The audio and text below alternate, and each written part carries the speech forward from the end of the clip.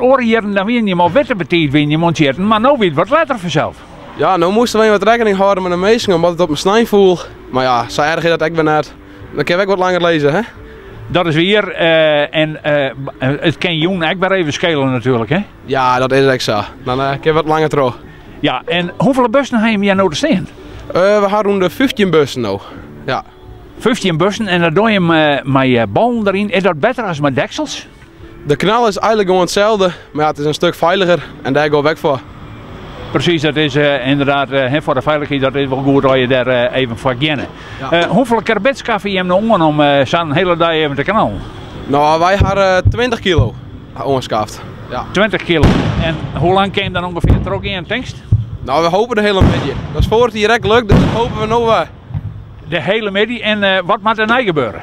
Daarna dan gaan we even snel om het vuur staan, even een biertje erbij, even napraten en dan gaat het vuur de lucht in. Verrassend dichtbij.